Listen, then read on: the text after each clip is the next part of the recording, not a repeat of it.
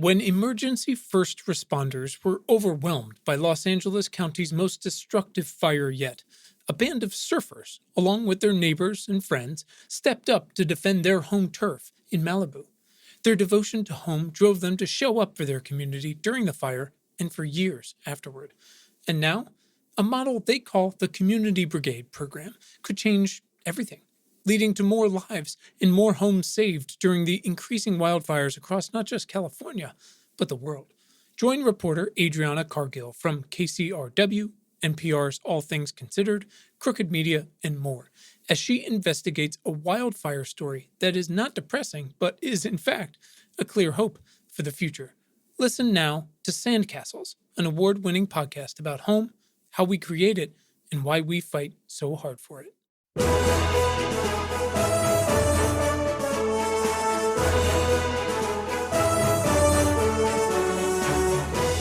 Welcome to Important, Not Important. My name is Quinn Emmett. And my name is Brian Colbert Kennedy. Okay. This is the podcast where we bend the motherfucking arc of history towards a more livable planet for you and for me and for everybody else until coronavirus gets us. We're diving into a specific question affecting everyone on the planet that's still alive right now. If it can kill us or make the future a hell of a lot cooler for everybody, we are in. Our guests have been scientists, doctors, CEOs, engineers, politicians, astronauts, irreverent ones, and we work together toward action steps that our listeners can take with their voice and their vote and their dollar. This is your friendly reminder that you can send questions, thoughts, and feedback to us on Twitter at ImportantNotImp, or you can email us at funtalk@importantnotimportant.com. You can also, I'm going to do this one like you. You can also join tens of thousands of other smart people and subscribe to our free weekly newsletter at importantnotimportant.com. So helpful. Thank you. And of course, if you do enjoy this content, and why would you?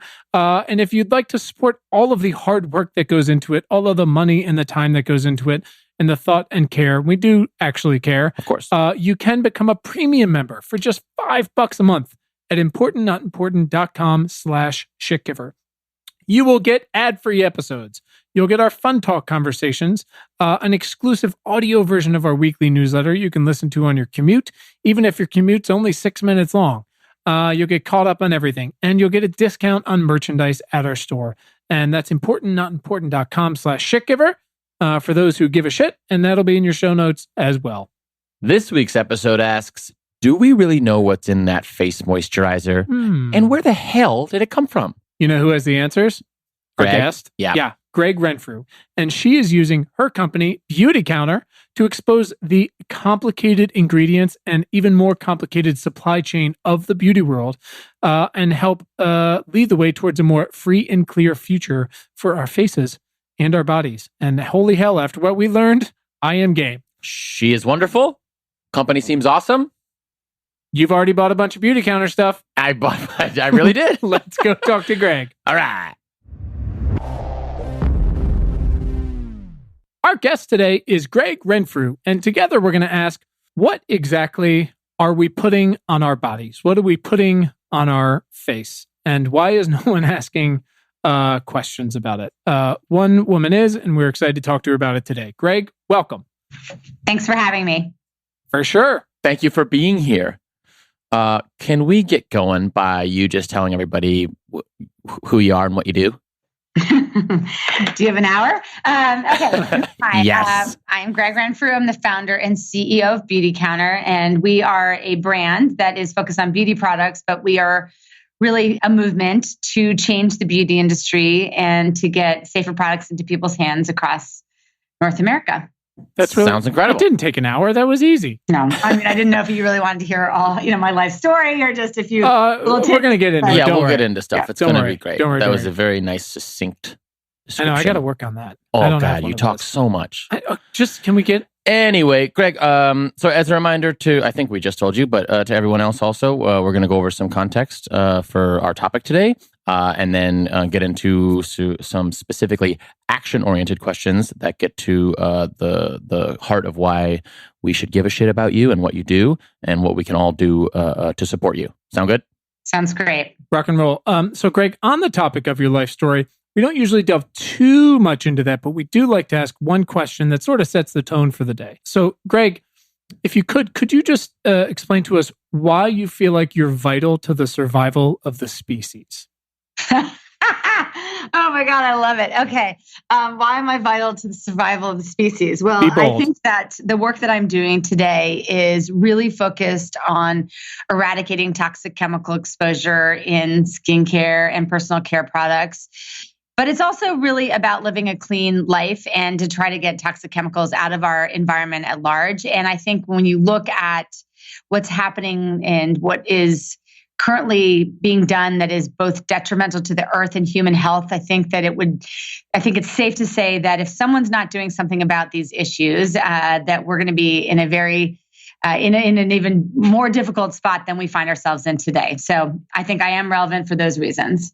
I think she's hired. I think that's it. Yeah.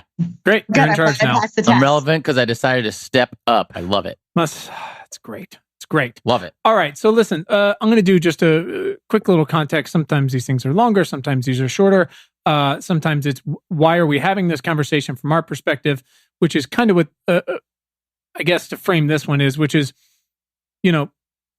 the beauty industry, maybe not exactly what people expect when they come to the show, but that is the entire reason for us doing it today, which is two mid-30s cis white guys talking about these things. And I'm only half kidding because our listeners know we are very happy and eager to humble ourselves before shit we have exactly zero knowledge on. So we do our best to bone up ahead of time, but trying to boldly go where not a whole lot of dudes have gone before, which seems to be exactly what the problem is here. I mean, personally, I feel like, and I don't know about you, Brian, I started using, for example, face moisturizer for the first time about 5 years ago. And then, even less for me, yeah. Yeah, for sure. Are you about to run downstairs and buy your first? No, I have some stuff. I have some eye cream. The point is, like, I am almost immediately got yelled at, though, because of the time we're in and because of people like Gregg, by a friend, because I was using some delightfully packaged stuff from a well-known brand, but it had about 500 probably toxic ingredients on the label, and I was told I was not allowed to do that anymore. So that was one product on one guy, but the beauty industry is currently raking in, and please correct me if I'm wrong here, it's about $90 billion in the US alone. Is that right? Yeah, I think it's more like 80, but in that range for sure. It's large. Damn. So I can't imagine. I mean, I watch my wife try to deal with it and both like deal with her own issues, try to do the right thing for her body, use stuff that actually also works for her, and at the same time try to do the right thing for the world. Like this labyrinth of choosing beauty and personal care products for people who use more of them because they choose to or because they need them, or for people who've been, like people of color have been mostly ignored by the big companies for so many years. But there's been this big revolution this past decade of we're paying so much more attention to, for example, what we're putting into our bodies, right? Food. Everybody's got an opinion on GMO or not. Like this is all right. Good stuff, but so much less to what we're putting on our bodies. But our guest, thankfully, has been stirring shit up since she lost her company almost a decade ago. And you started with banning, I believe, about 1,800 ingredients and stalking Capitol Hill to push for even more institutional change. So I want to use all that to get to our topic today. And Gregg, if I could, I wanted to save one last bit of context for you. Could you tell us the last time the U.S. beauty industry was regulated in any way? What year was that? So the last time we passed a major law regulating the cosmetic and personal care industry, it was in 1938 under the Federal Food, Drugs, and Cosmetic Act that FDR put forth in 1938. Great. So 1938. 38, interesting. I'm trying to think of all the things that have happened since then. And it's all of the things. It's a bit. So what did that specific regulation actually establish? And then what isn't regulated today? So I think at the end of the day, if you look at the 1.5 pages of legislation that now govern our $80+ billion personal care industry, what's in it is insufficient, and we can go into the details, but probably not worth it. It's probably more important to talk about what is not currently included in the legislation that stands today. And I think there are a couple of very important factors. And I think that the American consumer is misled or assumes that these things are actually happening, that they're not. So the first is that the FDA is not screening chemicals for safety before they are put in the products that are put on the shelves and sold to all of us in the US, which is not the same thing as in the food industry. So there's no regulation on materials. There is no regulation over the claims that are being made by companies. So I could, in theory, say that we're all natural or pure or botanically based or made of aloe or whatever you want, when there may be none of the above may be true. And there's no regulation that's actually looking at the claims being made. And then the third and probably arguably most important detail that is missing in the current legislation is the FDA does not have the ability to recall product. So while you are, like, for example, if you're in the food industry and there's an outbreak of salmonella or something, they would immediately pull all those products from the shelf. On the personal care side, they can suggest a recall, but they cannot enforce a recall, even if there are pretty significant, health, adverse health consequences from the ingredients or the products. And we've seen many cases where there've been up to 20,000, reported cases of permanent hair loss in a hair care line as an example, and they can't do anything about it. So it is absolutely time for cosmetic reform. May I please ask how the hell that is possible? How? I mean, I feel like this goes Holy shit. But before we get into it, I feel like the how is because of probably who's in charge. I mean, just again, to paint pictures for people, like you said, let's what was it? What kind of lettuce was it a couple months ago that got over Christmas that got romaine, right? So we get a couple I believe it was salmonella cases, and they're immediately like, get it the fuck off the shelves as quick as you can, and telling everybody public service announcements, don't buy it if you do see it everywhere. So, but with beauty, it seems like, and again, correct me if I'm wrong, not only do we not know that those things are happening, then there's also no mechanism to pull them back. Is that correct? That is correct. Great. Fucking perfect. Yeah. So getting to the fact of the matter, and this is really just a theme of our show. Again, we're a couple white guys who shouldn't be in charge of anything. But we try. Our guests are 78% women or people of color, but that is not representative of the people in charge. So does this lack of any sort, 1938, 80 something, does this lack of any sort of accountability over 8 decades, it seems to me, would have something to do with the people who've been in power this entire time, which is white men who are like, yes, please go put on your powder and sell your Tupperware. Do you feel like that is the fundamental issue, or what are we barking up the wrong tree? Look, I think that's part of it. I mean, I think at the end of the day, there are a couple things. I think that,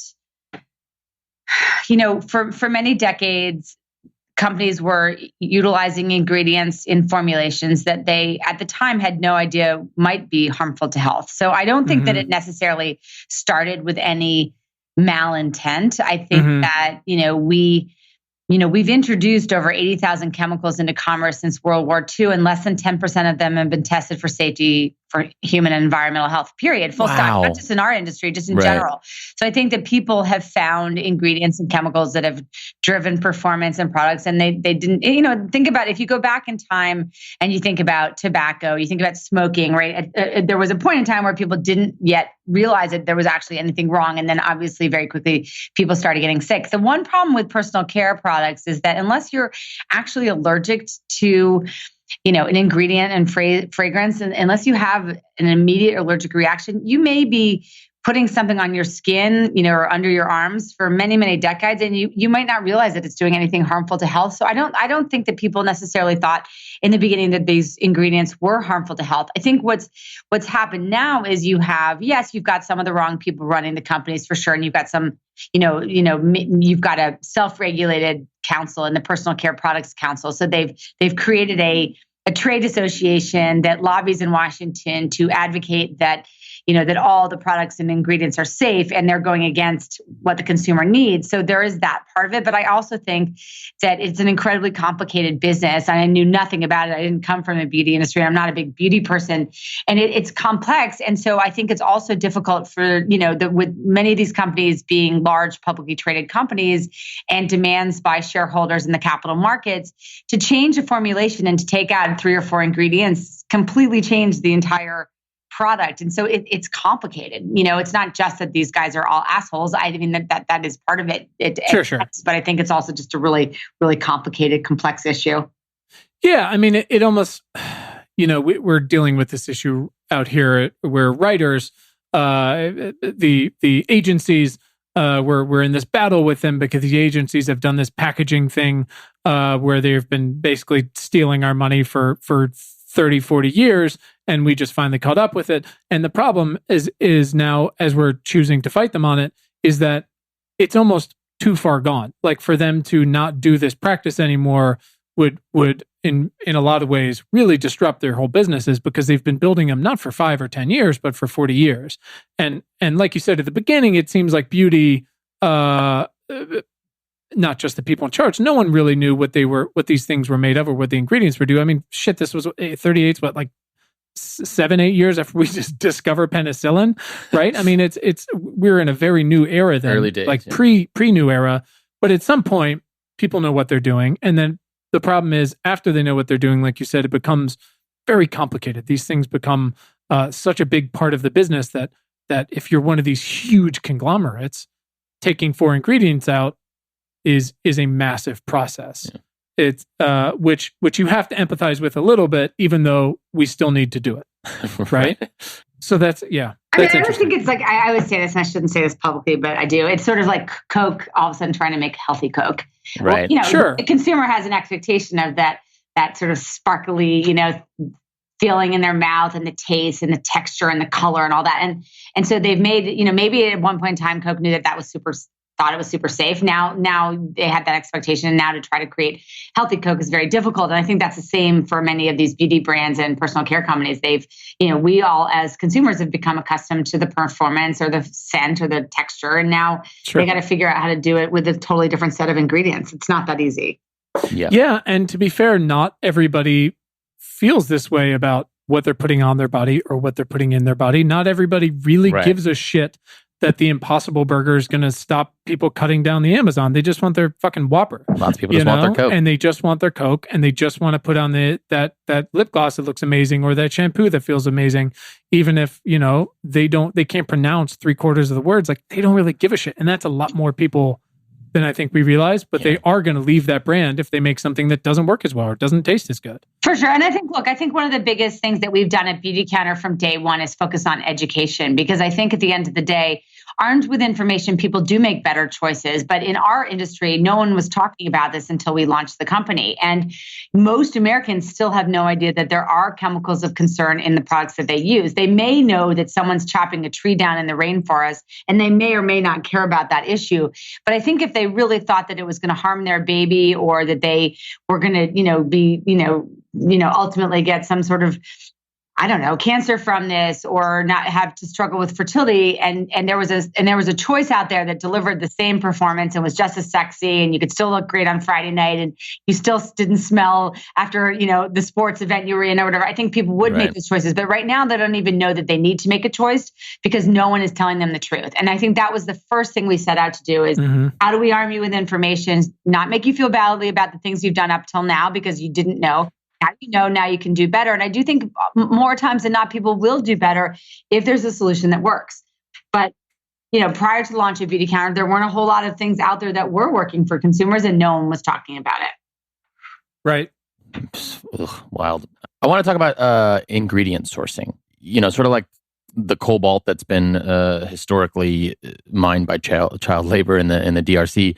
And it's a primary and essential ingredient in, every phone battery and electric car and everything else. One of the beauty industry's essential ingredients is a labor nightmare. Can you tell us about that? Are you talking about mica? Mica. Yeah. So, I think, as a leader brand, I think, and very, our mission is our true North Star. And I think there are a lot of brands out there claiming clean, and for sure restricting ingredients of concern is one way to achieve, clean status. But for us, we really wanted to take things way farther than that and look up and down our supply chain and drive for radical transparency in supply chain, which is really, really complicated because there are so many ingredients and derivatives of ingredients in every single, product that people use. And so we decided to tackle one where we knew that there was some sort of fishy information out there. So about 2 years ago, we set forth to try to understand exactly where all of our mica was coming from. And for people who don't know much about mica, mica is a mineral that is widely used in cosmetics. It gives all that sparkle or luster in eyeshadows, or sometimes when someone has like a lip gloss, or even a cream that has just a little bit of a shimmer to it of anyway, those products use mica. It's also more widely used in electronics and in the auto industry. I mean, we only use about 17% in beauty. We only use about 17% of the mica supply, and the rest of it is being used in paint, auto parts, et cetera, et cetera. But back to our story with mica, we felt that, we were being given information by all of our suppliers, but we just felt like these pieces of paper that said that it was, in legal minds or whatever. We just didn't really believe it because it wasn't all adding up. And so we decided to set forth to better understand what was going on. And so we started with phone auditing of our manufacturers, and then actually physically going to the actual mines. And I think we were the first beauty brand in 40 years to show up, like in Jharkhand in India. In these places to actually look. And, what we saw wasn't pretty. And I think what we decided as a company was to help bring the consumer along this journey with us, to say, look, we know that children are being used, that there's wage theft, that there are people being coerced into mines, there are children being used to mine this mica. And instead of walking away from it or just saying, we're going to use synthetic mica, which some of the beauty brands are doing, we said, look, we need to get to the root cause. These people still need to eat. There are no other economic opportunities, but how do we ensure that kids are in school and not worrying about death? And how do we create, a new way of doing business there that actually represents the kind of brand that we want to be, and that I think our clients would be proud of? No one wants to think about a child in a mine. And so how do we help work with those communities to get to the root cause and create real change? And that's what we're doing right now. And first of all, I mean, that's awesome. And obviously applaud you guys for being so proactive about it when no one else had even started to consider that.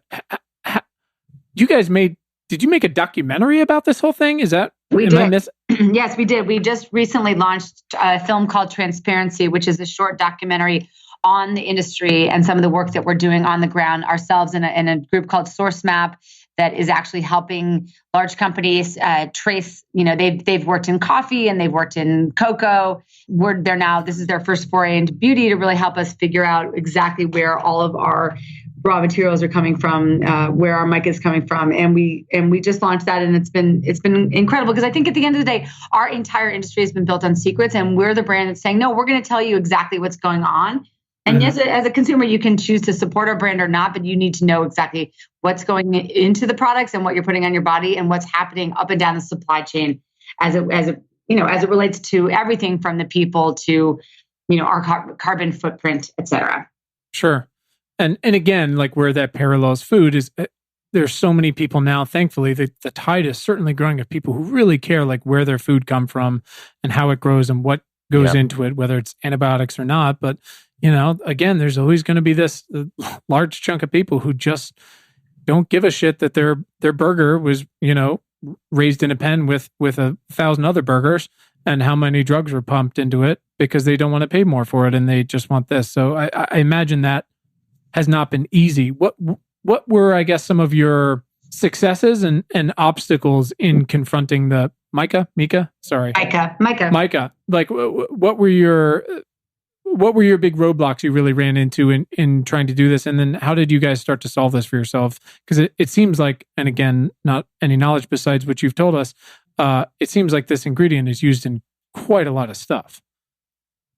Yeah, I mean, as I said, it's used in a lot of our products, but it's used, all over industries. And I think that we're we're also going to be calling on the auto manufacturers and electronics companies to team up with us to really focus on eradicating child labor and to try to create better conditions for the communities that support the mica industry. I think in terms of some of the roadblocks, I mean, first of all, just getting the raw material suppliers with whom we work to admit that there are partially illegal mines being used and to acknowledge that we need to do audits and to physically allow us access to the mines. We still haven't completed that because we've been blocked by certain people who don't, they don't want us to gain access because they know that will force them to change. So, I mean, there are legal issues within India. There's a lot of that sort of undercurrent of, I mean, I don't want to say crime because that's probably not the right word, but it's, there's a lot of shady dealings going on out there and a lot of people not telling us the truth. And so it's dangerous work. It's literally dangerous work physically, but it's also dangerous in that you can put yourself in some pretty sketchy situations. And so we're trying to make sure that we do this, that we navigate these really murky waters, but don't put our entire our team at risk of their lives, while we're trying to navigate this and trying to, hold people accountable for telling us the truth when it's very easy for them to find the loopholes.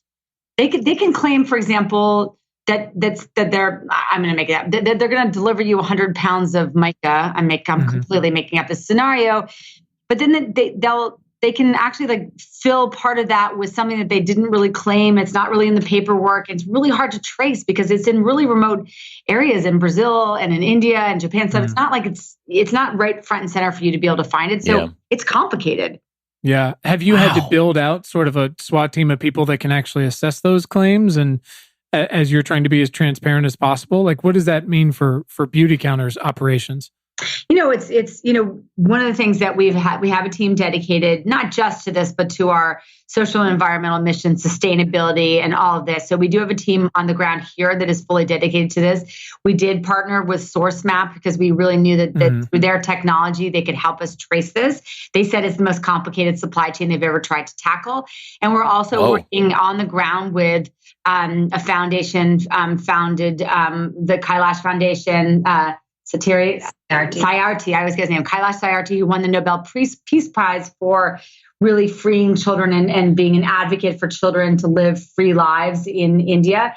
And globally, there are 73 million children that are being forced into labor. And so we really needed an on-the-ground partner who knew the communities, who understood what was actually going on there. And so all of us have teamed up to work on this together. That's awesome. I mean, it seems like that's necessary, right? It's not, you can't just roll out a few people from Beautycounter and expect to tackle something of this breadth and complexity. No, and it's going to take a really long time. And we, as Lindsay Dahl, who runs Social and Environmental Responsibility, said to us, you can either wait till it's all perfectly ticked and tied and delivered to everyone in a bow in, 10 years time, or you can acknowledge where we are today and bring the consumer along the journey with us. And we felt, as a company focused on authenticity and transparency and mission, it was better to tell the truth of where we are today and show the progress over time and ask others to join us in helping to fix this problem. I love it. I mean, it just, bring people along for the journey as much as you can. I think that's, transparency doesn't mean you're doing it perfectly. Transparency means we're working as hard as we can and it's fucking complicated. And this is where we are. And this is where we'd love your help and your support. Right. I always admire, Patagonia, who's been doing this for so long, but they're so in your face about it in the best ways. They're like, don't buy our shit. And if you buy it and it breaks down, bring it in and we'll fix it. And of course, they're not perfect either. But man, again, not everybody thinks this way, but it certainly inspires me to go well, that's where I'm going to buy my shit. For sure. Why is it so rare? I am a huge advocate for Patagonia. We have a real affinity for that company and a good relationship with them. And I've certainly looked at some of the things that they've tackled and the way in which they've done it as a good benchmark for success and being transparent with their clients and the consumer. But you also have to, again, empathize with some of these really, really, really big companies, which Patagonia is a big company. They've been around for forever, but they're not, as massive as some of these conglomerates. And you have to ask, but is that model of hyper transparency and sourcing and care, is that scalable to the size of some of these things? And I don't know, They started their whole Patagonia Provisions thing, which is all their this food stuff they're doing on the side, and it's so hyper sourced. It's amazing. But again, if that was owned by General Mills, how much of that goes out the window? No comment. Yeah, fair. So let's turn back to the actual toxicity of what we're putting on our bodies. You guys, did you start off banning these, and correct me if I'm wrong, 1,800 ingredients? Is that a list that was evolved over time? How did this kick off? Because you said you didn't come from a beauty background. No, so I did give not. us a little education on that. So when we started the company, we focused, yes, we've always had, I think we were the first to publicly, post the Never list, which was a list of restricted ingredients, which started out at about 14 or 1,500 in the beginning. And now we've taken it up a notch and it's now 1,800. There are other companies that will claim that they've taken even more ingredients out, but we genuinely believe that we're looking at the ingredients that are actually being used in personal care products. And, I could say we took out 20,000 ingredients, but at the end of the day, probably you're not putting some of these ingredients into personal care products in the first place. And, over time we've screened, well over 1,000 ingredients for safety, chemicals for safety. We look at 23 different endpoints. We're looking at everything from, environmental impact, human health, allergens, you name it. We're looking at all different aspects of why an ingredient is or is not safe for human health and for the environment. And we used that list and we iterated on it every single day to make sure that those chemicals are not chosen in the formulations for our products. And it's very complicated and it's a very arduous process for us and also for the partners who make our actual goop. They used to call us Beautycounter because we had so many restrictions. We were asking for the same performance. We were like, look, we need you to drive innovation and performance as well as the leader traditional brands, the incumbents, but we also need you to do this without all of these ingredients. Right. And people still need to get in the shower and say, man, this shampoo's fucking great. Right. Exactly. Yeah, that's got to be a tough one. So along the way, it's been Beautycounter 2013. Is that right? That's when we launched. Yeah, we started working on it in 2011, and we launched in March of 2013. So we're coming up on our 7-year itch next month. Oh boy, I believe in you guys. Lucky you can hold 7. it together. Has like you said, I mean, you were nicknamed Beautycounter. Has the company had setbacks? Has the company suffered at times because of this dedication to transparency and the inability to include some of these ingredients? I mean, did you have a hard time at times? Are you still having hard times at times to replacing some of these bad boys? No, it's been so easy all the way through. Perfect. Listen, this has been great. See you later. Day one. Yeah. We have bad days every day. We just had to, this week has been a bad week. I mean, every day it seems like it's a bad day. So I would say, I'll give one example. We created an entire line of color cosmetics and we're about to go to market, had announced it to, everyone that we were launching. This is now years back. And we ran a test and it tested incredibly high for heavy metals, which is something that we, is actually those are naturally occurring, but they are actually some of the worst things for your body. And so we ended up having to batch the entire line of color cosmetics and start from scratch and delayed that launch for, another 18 months. So yes, we've had these problems. We've missed product launches over and over again. We've had stability issues at times in the past where we tried new preservative systems and, they didn't work as well as we had hoped. But, that's what you have to do as a leader is you've got to take those risks. And I think what we've always, I think in some ways people, they honor us with their business because of the fact that we're doing the hard work that no one else is doing. And they know that comes with disappointment sometimes. And sometimes it just takes a lot longer. Like we've been trying to launch deodorant for like 5.5 years. And if we can't drive performance and safety simultaneously, we just won't launch it. So it's not easy, but it's worth it. And I think that's part of the reason the company has grown so quickly and so successfully is because people believe that they know. I always say this, we have so many flaws as a company, but the one thing that people do know is that we are really walking the walk and we are authentic in our desire to make this world better and to make the safest products we can. Hey guys, it's Quinn. If you're listening to this, you obviously like podcasts, and you probably like music too. On Spotify, you can listen to all of that in one place for free. You don't even need a premium account. On Spotify, you can follow your favorite podcasts so you never miss an episode. You can download episodes to listen to offline wherever you might be, and you can easily share what you're listening to with your friends via Spotify's integrations with social platforms like Instagram. Spotify has a huge catalog of podcasts on every topic, including the one you're listening to right now. You can just search for Important Not Important on the Spotify app or browse podcasts in the Your Library tab. Very convenient. And of course, you can follow us so you never miss an episode of Important Not Important. Spotify is the world's leading music streaming service, and now it can be your go-to for podcasts, too. 2 questions, follow-up questions. 1, could you explain to us what color cosmetics are? I'm sorry, Brian, are you laughing? How about Brian? How about you explain? It's just a funny sounding question. Okay, color cosmetics are like your lipstick and your powders. It's things like blush and eyeshadow and, the things that, the girls that you have sex with on Friday night were probably wearing that kind of thing. That was a long time ago. Now I get it. Back in the day, so it was a long time ago that you had sex on Friday nights. Well, anyway, when you were going on a date and some girl has some sparkly cheeks, that's what I'm talking about. Got it. Thank you for putting it on my level. That's very helpful. Look, I mean, we can make assumptions over here all day, but the chances are, like most things when we talk to people, is that we're going to be wrong. So I appreciate you taking it down to our level. Those types of things.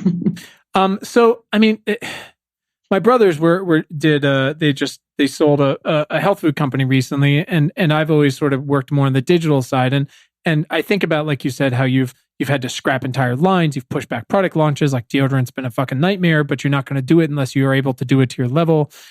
When you're making physical products versus an app, you're dealing with cash flow because you have to pay to make these products in order to put them out in the world, as opposed to the law of wonderful reverse law of diminishing returns of digital, which is you sell one and that's your cost of goods sold. You sell 1 billion of them and all you're doing is profiting. So has cash flow been a huge issue for you guys as you're dealing with that sort of thing?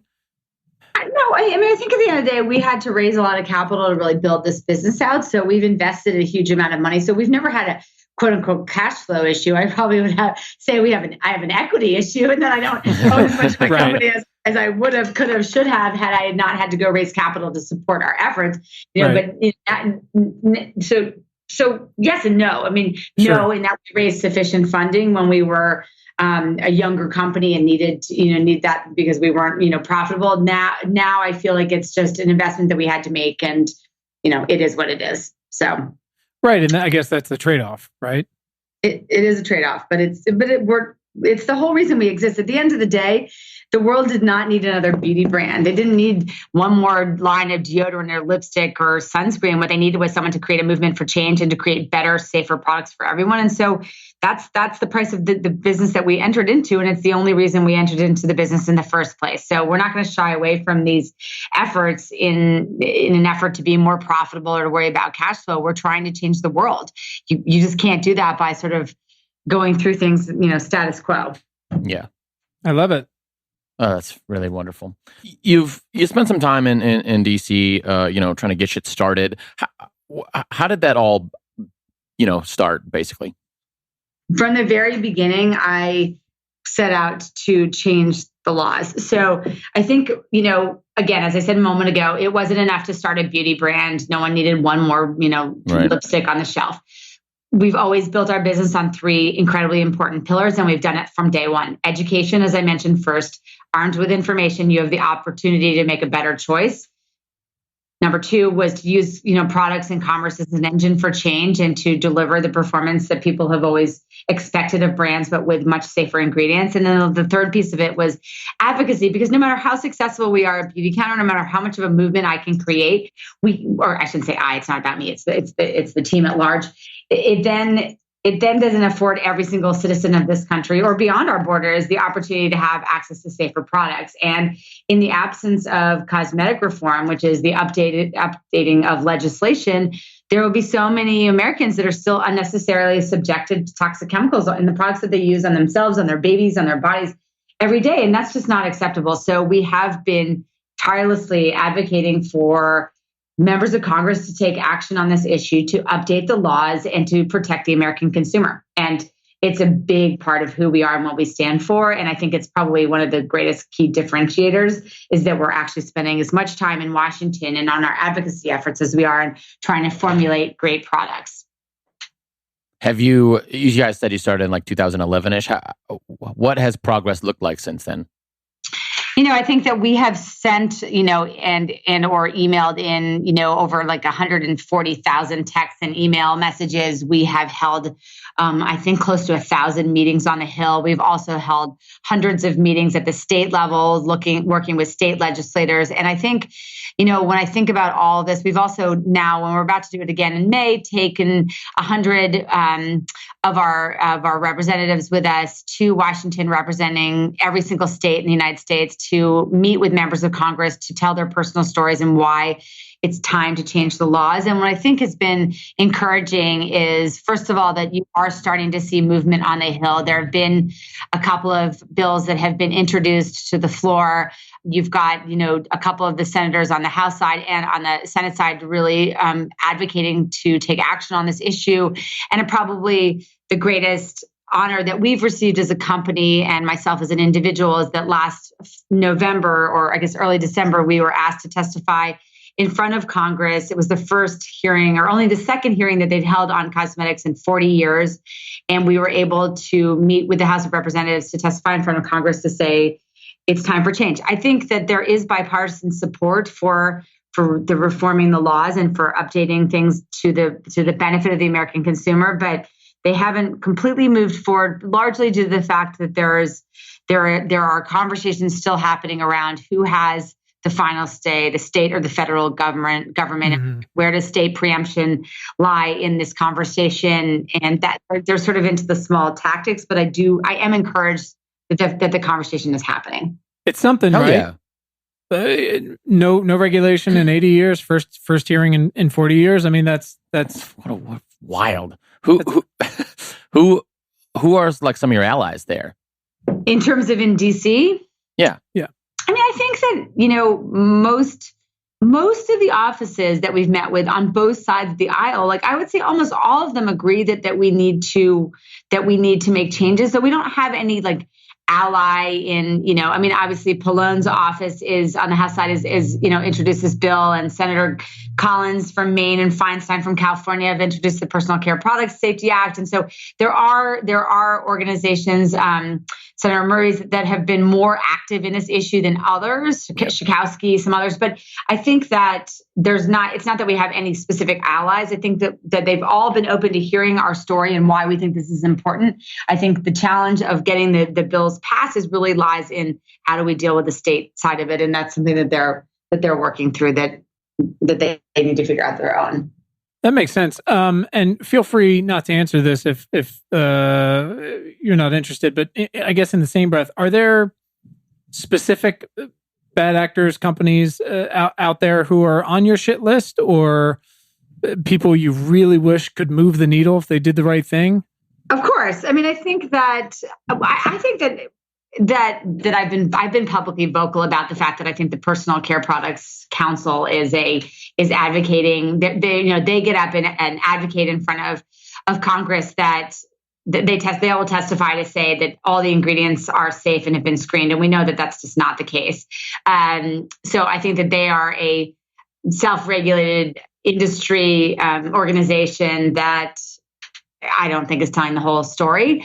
And behind them, there are some of the larger brands that have, but it's not necessarily just the larger ones. I mean, I think there are some of the biggest brands that are agreeing that cosmetic reform needs to happen, whether that's because they believe in it and want it, or because they know that to stay, relevant as leaders, they have to change with the times. But either way, there are some of the bigger companies doing it.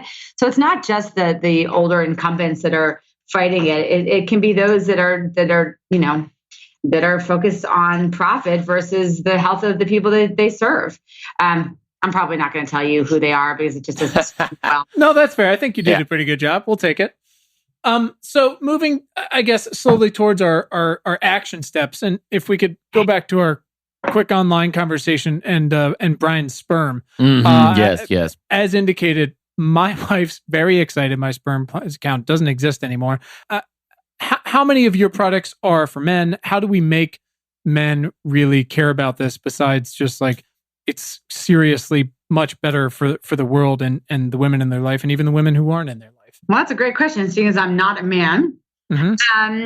Well, where have you seen progress? Have you had any, Look, men have mothers, they have daughters, they have sons, they have brothers, they have, I mean, at the end of the day, if you, let's just go back to the fundamental thing that this entire business that we've built, and that everyone loves someone, and every single person that listens to your podcast or every single person that's walking down the street has been touched directly or indirectly by the health issues we face as a nation. There's no way that I can walk into a room and find someone who doesn't know someone battling cancer, who doesn't know someone who's struggled with fertility, who doesn't know someone, or it could be themselves or someone else that has a child with pretty significant health issues. And so I think that so I think that as people, we love life, we love our friends, we love our family, we want to be healthy. And so I think if you think about it in that way, that you can't tell me that you don't know anyone that hasn't been touched by these health issues, that's where I think we start to sort of connect the dots with people to say,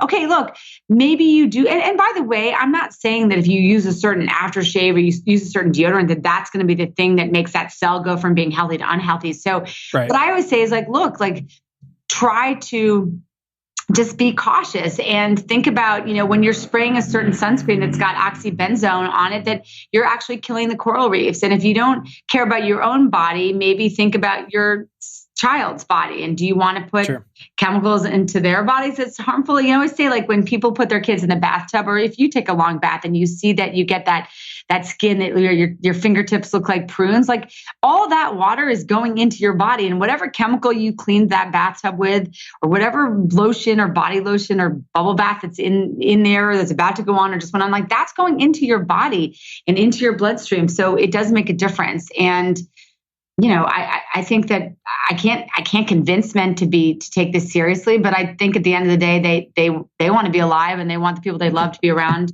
and they want to protect their children just as much as women do. Hopefully, yeah.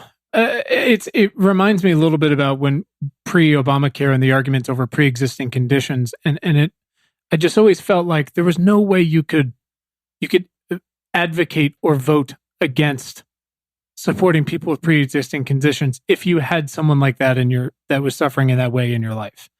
Of course. Like there's no way you could you would be personally denying them insurance if you didn't. And so I thought, do these people all not know someone that has that seems impossible. Or they're just monsters, but they have to care more. And it does seem like people have started to turn the corner on that. And guys who are traditionally idiots seem to be more involved on that front. How much of Beautycounter's business is centered towards guys? Like, what is available for gentlemen? I'm looking at the Counterman line right now. A line called Counterman that is specifically for men. So we have in our core line, which is the Beautycounter line, a lot of the personal care products we have, like the shampoo, body wash, conditioner, soaps, those are gender neutral products. But I think that because the word beauty was in it, some of the men were not as excited. So they were using it in their shower if their wife bought it or their girlfriend bought it, but they weren't necessarily buying it themselves. And so we decided to create a line that was specifically made for men. Also because men's skin is different. You may or may not shave, but people, your pores are opened up differently through shaving, and you have different skin texture and everything. So we really wanted to make sure that we created products that were specifically addressed to men, as well as those that were just gender neutral products that were for everyone. I've just added to my shopping bag the charcoal body bar. And that's my favorite. I use that. Oh, really?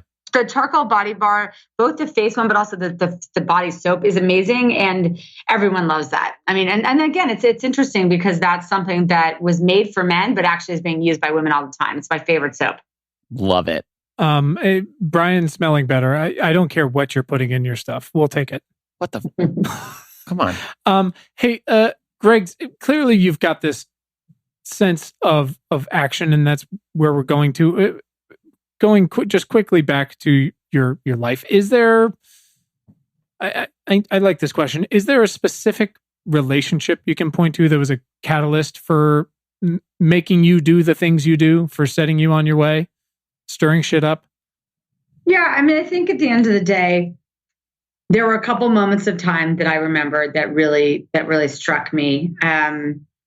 Look, I grew up with a dad who had cancer my whole life. Now he was a smoker, so it's not that I think it was his because of personal care, but he died when I was 29. So I think I've always had to deal with health issues in my family since I was a little kid. But I think at the end of the day, when back in 2006, I was running a children's clothing company, and I had watched the film An Inconvenient Truth, and I had become impassioned with the environmental health movement. And while I was working, I had someone who was a caregiver for my daughter, my oldest daughter, who was the only one I had at the time. And that woman who, Cindy Allard, who was our nanny at the time, was 31 and was diagnosed with a non-HPV related cervical cancer. And she died 11 months later. And I think it was one of the most profound experiences of my life. And to watch someone that was so young and vibrant being diagnosed with a disease that wasn't related to anything that they felt was, having spoken to the Mayo Clinic and everything that they felt was environmentally induced, was one of the big triggers for me. There were a lot of different things that happened over a period of time, but that was one of those things that really stuck with me. And watching young friends of mine pass away from breast cancer and leaving behind really young children was super devastating to me. And I just think as I began to realize that these things were happening around me, I just became just both outraged and obsessed with trying to protect my family and everyone that I love. And that's how this all started. It was really about, sharing information and then ultimately knowing that I am the type of person that could do something about it. I love that. Well, thank you for sharing that. Yeah. Thank you. Awesome. Well, why don't we get into... let's get her out of here. What? I know. She's got so much to do. Thank you very much for being here. Let's get into some action steps that our listeners can take to support you and your mission with their voice and their dollar. Let's start with voice. What are big actionable and specific questions that we can all be asking of our representatives in support of you? I think a couple of things. First of all, anyone that's listening to this that wants to take action can immediately text 52886 and then hashtag Better Beauty. They can also do that about Micah. Those texts and those letters and phone calls that are listened to, you can call a local member of Congress, right, or you can just send a text. 52886 hashtag Better Beauty is telling your member of Congress that you are asking them to take action on this issue. And that in and of itself can make a difference. I think in terms of, in the for-profit way, and I would not speak specifically to Beautycounter, although I would just say that, every choice you make while you shop the market makes a difference. I don't care whether you're buying a carton of milk, a jacket, or underarm deodorant or sunscreen. Like at the end of the day, you're voting with your wallet. And I think that supporting brands and asking brands the tough questions, asking them what they're doing. What is their carbon footprint? How are they dealing with sustainability? Are the ingredients that they're using safe? Are the claims that they're making actually valid claims? You can hold the brands that you support accountable for their actions, their claims. And I think that that's something that I think that increasingly consumers are doing. I wish people did it more often. But I do think that's something that's important. And look, of course, we would love the support of people shopping on Beautycounter.com. But also just if you're not, comfortable shopping on Beautycounter.com or that's not for you, you can also just shop the market fragrance free and look for companies that are not using parabens and other chemicals of concern. We do have something called our Never List on our website, and you can go to Beautycounter.com and look for the Never List. You can download that and shop the market with it. Because again, it's not about getting Beautycounter products into the hands of everyone. It's about changing the entire industry at large. Sure. Using Beautycounter as sort of the tip of that spear. Right. Seems to make a lot of sense. God, that's awesome. That's really helpful. So great. That's voice. And seems. And what about their dollar? Yeah. I feel like we just went over that, right? Yeah, I think so. Look, I think, of course, I would love it if you shop Beautycounter.com. I also think there are other brands that are doing good work. I think you just need to ask them the tough questions. And I think if you're shopping in a local city, I would say there are companies like Burt's Bees that are doing a great job. It doesn't have to be Beautycounter, but try to use fragrance-free products and again, shop brands that you can ask them the tough questions and they can answer with authenticity that they're doing the right thing. Let me simplify this as much as possible for someone who might be for the first time looking in their medicine cabinet and going like, shit, I've never thought about this. If they're not going to download the list and they're not going to go to Beautycounter's website, but they're going to go into Target, what is the one thing, like what is the one like starter thing they should start with? Is it like fragrance? Number one thing you should do is shop for fragrance-free products because many of the most offensive and harmful chemicals are found in fragrance. And because of the lack of regulation and because of international IP laws, companies are not forced to disclose the ingredients that are used in fragrance. They're known to be trade secrets. And so if you shop fragrance-free brands, you will at least eliminate, for example, a class of chemicals called phthalates, which are those that are binding that scent to your body. And those are very harmful endocrine disrupting chemicals that are also found in like vinyl shower curtains and other things, but you don't want those on your body. So if nothing else, shop fragrance-free. Should I stop wearing cologne? Yes. Okay. Thank you. Oh boy. My girlfriend is not going to be happy about this. And if you do feel that you need to wear cologne or perfume, then I would strongly suggest that people put it on their clothing and not on their bodies at all. That's helpful. That's when you nice said tip. the ingredients that bind the fragrance to your body so send terrible. like a shiver down my spine. But I guess that's literally the point of cologne. Right? I don't think you need to wear cologne, by the way. I think you can be a total man without the cologne. Greg, I am on your side 1,000%. I've never worn cologne my whole life, and my sweet angel girlfriend wants me to wear it, but now I'm going to tell her, no. Greg told me not. I think you should tell her not to, and you can tell her she can call me if she needs to. Great. Excellent. That's really helpful. I do, again, we try to get really specific and actionable, and I think there's going to be so many people that do buy Beautycounter stuff or download the list, but having that one thing that they can walk in and go like, oh, what was the fucking thing I'm supposed to remember? Oh, right, no fragrance.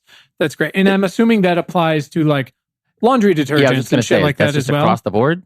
I think I always say shop free and clear. So, I mean, I happen to be a big fan of 7th Generation. I shop their free and clear line, but I think again, it's those fragrances. Again, no dyes, no synthetic fragrance.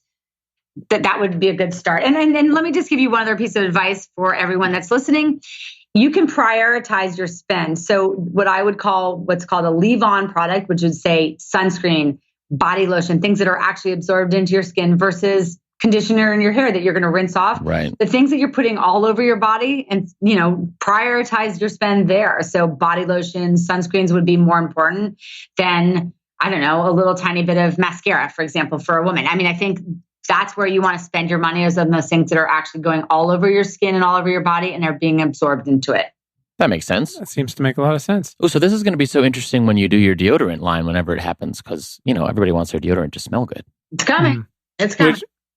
What's the alternative? What are you going to, how are you going to make it smell good? Yeah, wait, what should I buy now? Never mind. Please help me. I think there are some companies that are making good deodorant today. Yeah.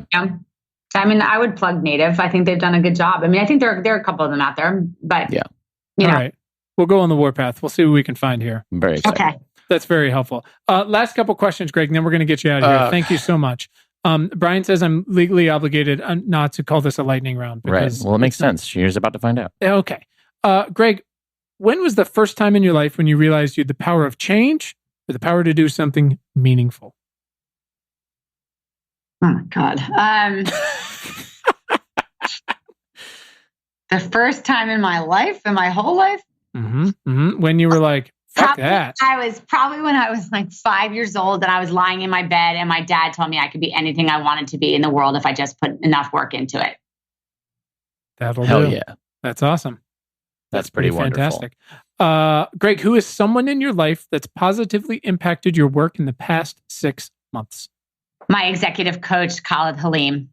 Awesome. Hell yeah. Straightforward. I'm going to get Brian an executive coach. I recently learned about executive coaches. They seem like a good thing. Yeah. If I need fucking anything, really it's a amazing coach. ones, and there's some that they're not. Like, I think it really depends. But for me, he has really, really helped me be a stronger leader and to look at things holistically. Yeah. To help me with my leadership, to navigate difficult conversations, and just to make me a better CEO. So he's awesome. And that stuff, it's, I mean, again, it's like, Headspace or Calm or anything like that. Like, I have the world's greatest therapist. Like, you're going to go to a gym, right? You're going to pay a trainer. Like, what if there's someone who can help you do better in all these respects? Like, why not? I guess you're kind of my coach then. That's a bad Quinn. idea. Yeah, that's scary. I think one day, I think at the end of the day, it doesn't matter what business you're in the business of people. And if someone's not coaching you on how to deal with people, communications, tough conversations, look, that's the business you're in. So if you're right, if you're going to the gym, but you're not thinking about that as a business leader, it's hard. You got to keep evolving and learning. She's known us for 57 minutes and 40 seconds and said that's scary. So that didn't take very long. This is our effect on people. Gregg, what do you do when you feel overwhelmed? What is your, I like to call it Gregg time? I think that I breathe. I definitely do short meditations. I exercise a lot. I will take a bath in the evenings, or I will blast Eminem in my ears or any other music. Going. It's not swimming around Catalina. I don't swim around Catalina. Running from sharks. I dip in the ocean to cool off, and that's about as much swimming as I do. I jump in, I just get in one wave, and then I'm out. You got to punch them in the nose, I guess. That's the thing, right? Waves or sharks? Oh, sharks. Sharks. Yeah. Guys, try that. Let me know how it goes, Brian. If you could Amazon Prime one book to Donald Trump, what book would it be? We have gotten the spectrum. Prime. We have an Amazon Prime book list, and any listener of ours can go to it and actually send the book that you recommend to the White House. Mm-hmm. It's going great. What's that book that I like that's about, it starts with why? I might send him that because I think it's thinking about the purpose of work we're doing as opposed to just always being right. That it always starts with the why. And I think sometimes we're maybe not always focused on the why. I love that. I think that's great. I feel like I've read that. The name of the book is? It Starts With Why. Oh, Start With Why. It's a book that I love. All right. We will add it to the list. By the way, I think all politicians should read it. I don't think it's not just the president. I think they could all take a page out of it and start doing the right thing as opposed to being right, which I think a lot of them often do. That sounds about good. Everybody's so obsessed Gregg, with being right. Last thing, and then you're out of here. Anything else you would like to say, speak truth to power, before we let you go?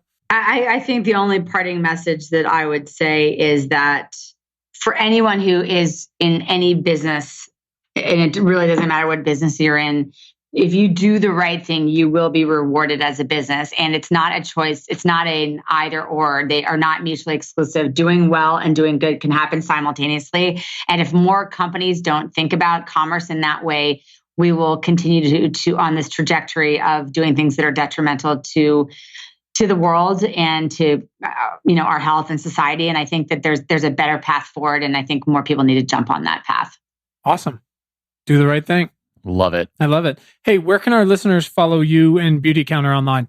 Well, you can certainly go to beautycounter.com. Bam. You can go to Beautycounter HQ is our Instagram. You can go to Gregg Renfrew, my Instagram. And I don't know, we're around. Come visit us. Great. We'll find you. I'm going to get the eye cream. The eye cream? I've decided. Yeah, I'm getting older now and I have bags under my eyes. So I'm going to get the eye cream. It's in my shopping cart. The number one product bought by men across the board is eye cream. Bam. Really? Wow. I used to have such nice not eyes. just at Beautycounter, just in general. Men buy eye cream all the time. Oh, really? By the way, don't kid yourselves that guys don't care about how they look just as much as women, because you know that they do. Oh, it's not that they don't care. It's just that they're idiots. It's just I don't know what to do. Right. I care, but I'm an idiot. I can't comment on the intelligence of men. You could. We'll do it offline. I can, but I won't. Yes, perfect. Gregg, thank you so much for your time today. This has been really fantastic and enlightening. I hope you don't regret spending the last hour with us. Thank you for kicking your everyone's asses out there. It seems like across the world, down the supply chain, all the way to Congress. Yeah, we need you, and we need more folks like you. Please keep fighting. Thank you. Thank you for having me. It was great chatting with you both. Thanks to our incredible guest today, and thanks to all of you for tuning in. We hope this episode has made your commute or awesome workout or dishwashing or fucking dog walking late at night that much more pleasant. As a reminder, please subscribe to our free email newsletter at importantnotimportant.com. It is all the news most vital to our survival as a species.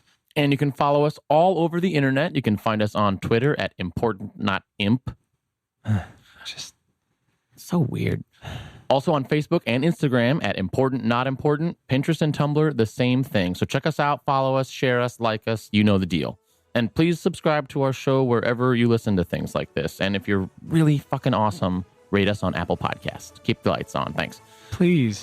And you can find the show notes from today right in your little podcast player and at our website, importantnotimportant.com. Thanks to the very awesome Tim Blaine for our jam and music, to all of you for listening, and finally, most importantly, to our moms for making us. Have a great day. Thanks, guys.